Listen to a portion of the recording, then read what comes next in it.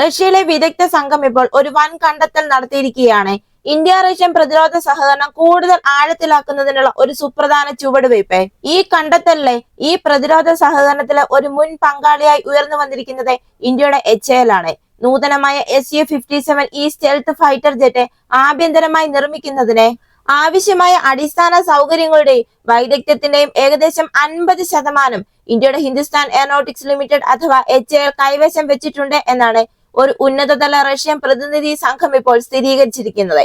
വർദ്ധിച്ചു വരുന്ന ഭൗമരാഷ്ട്രീയ സംഘർഷങ്ങൾക്കും പ്രതിരോധത്തിൽ സ്വാശ്രയത്തിനായുള്ള ഇന്ത്യയുടെ പ്രേരണയ്ക്കും ഇടയിൽ സംയുക്ത നിർമ്മാണ ശ്രമങ്ങളുടെ സാധ്യത ത്വരിതപ്പെടുത്തുന്നതിനെ സൂചിപ്പിക്കുന്ന HAL സമർപ്പിച്ച വിശദമായ വിലയിരുത്തൽ റിപ്പോർട്ടിൽ നിന്നാണ് ഇപ്പോൾ ഈ വെളിപ്പെടുത്തൽ ഉണ്ടായിരിക്കുന്നത്. റഷ്യയിലെ പ്രശസ്തമായ സുഖോയ് ഡിസൈൻ ബ്യൂറോയിലെ മറ്റ് പ്രധാന പ്രതിരോധ സംഘടനകളിലെയും വിദഗ്ധർ തയ്യാറാക്കിയ റിപ്പോർട്ട് കഴിഞ്ഞ മാസമാണ് HAL കൈമാറിയത്. Russian president Vladimir Putin December 5, 6 തീയതികളിലാണ് ഇന്ത്യ സന്ദർശിക്കാനിരിക്കുന്നത്. പുടിന്റെ 23ാമത്തെ വാർഷിക ഇന്ത്യ റഷ്യ ഉച്ചകോടിയുടെ ഒരു അടയാളമായിരിക്കും ഇത്. പ്രധാനമന്ത്രി നരേന്ദ്രമോദിയുമായുള്ള ഉഭയകക്ഷി ചർച്ചകൾ തന്ത്രപരമായ പങ്കാളിത്തത്തിന്റെ ഒരു മൂലക്കല്ലായി പ്രതിരോധ ഉൽപാദനത്തെ ഉയർത്തിക്കാട്ടുമെന്നാണ് പ്രതീക്ഷിക്കുന്നത്. 2025 സെപ്റ്റംബറിൽ റഷ്യയിലെ ഉയർന്ന ഉദ്യോഗസ്ഥർ HALന്റെ പ്രീമിയർ സൗകര്യങ്ങളുടെ ഒരു തീവ്രമായ പര്യടനം നടത്തിയിരുന്നു. ഇതിൽ നിന്നാണ് റഷ്യൻ സംഘം ഇപ്പോൾ ഈ കണ്ടെത്തലുകൾ നടത്തിയിരിക്കുന്നത്. ഇവരുടെ ദൗത്യം ഇവരിപ്പോൾ വ്യക്തമാക്കിയിരിക്കുകയാണ്.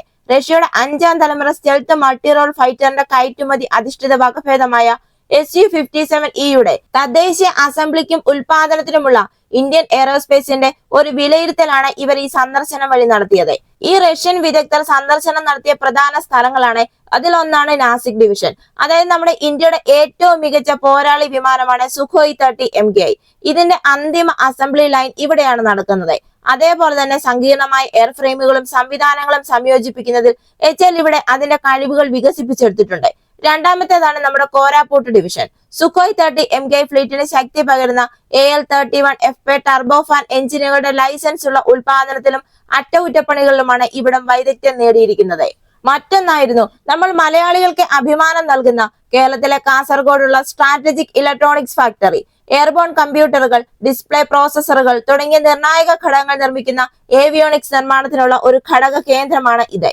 2000 ഡിസംബറിലാണ് സുഖോയ് 30 MKIയുടെ ലൈസൻസ് ഉള്ള ഉൽപാദനത്തിനായി ഒപ്പുവെച്ച നാഴികക്കല്ലായ ഒരു കരാർ നടക്കുന്നത്. സുഖോയ് പ്ലാറ്റ്ഫോമുകളുമായുള്ള HALന്റെ ആഴത്തിലുള്ള അനുഭവത്തെയാണ് ഇപ്പോൾ ഇന്ത്യയിലുള്ള ഈ സൗകര്യങ്ങളെല്ലാം കാണിക്കുന്നത്.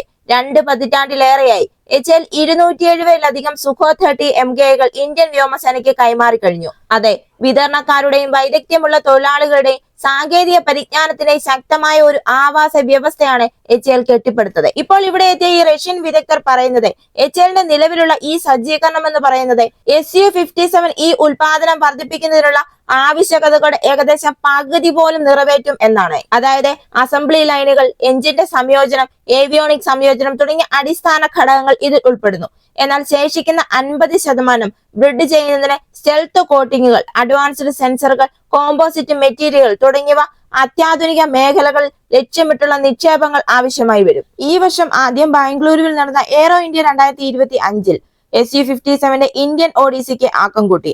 ആഗോളതലത്തിൽ അരങ്ങേറ്റം കുറിച്ച ഈ ജെറ്റിനെ പാശ്ചാത്യ 5ാം തലമുറ യുദ്ധവിമാനങ്ങൾക്ക് പകരം ഇഷ്ടാനുസൃതമാക്കാവുന്നതും ചെലവ് കുറഞ്ഞതുമായ ഒരു ബദലായി റഷ്യ ആക്രമണാത്മകമായി വിപണനം ചെയ്തു. യാദൃച്ഛികമായി അല്ലെങ്കിൽ ഒരുപക്ഷെ തന്ത്രപരമായി അതേ പരിപാടിയിൽ അമേരിക്കയുടെ F-35 ലൈറ്റനിങ് II അനാച്ഛാദനം ചെയ്തിരുന്നു.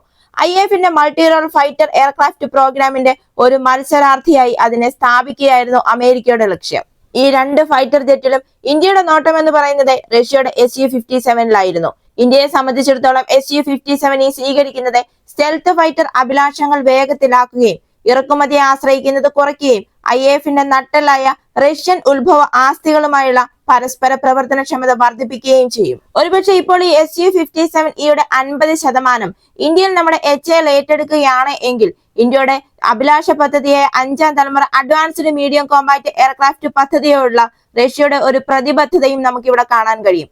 ഇരു രാജ്യങ്ങളും തമ്മിലുള്ള ദീർഘകാല തന്ത്രപരമായ പങ്കാളിത്തത്തെയായിരിക്കും ഒരുപക്ഷെ ഈ സംരംഭം മുന്നോട്ട് കൊണ്ടുപോകുന്നത്. ഇതുപോലെയുള്ള പ്രതിരോധ വാർത്തകൾക്ക് വേണ്ടി മറക്കാതെ ഈ ചാനൽ ഒന്ന് സബ്സ്ക്രൈബ് ചെയ്യുക. ഈ വീഡിയോ ഇഷ്ടമായെങ്കിൽ ഒരു ലൈക്ക് തരിക. മറ്റൊരു വാർത്തയുമായി വീണ്ടും കാണാം.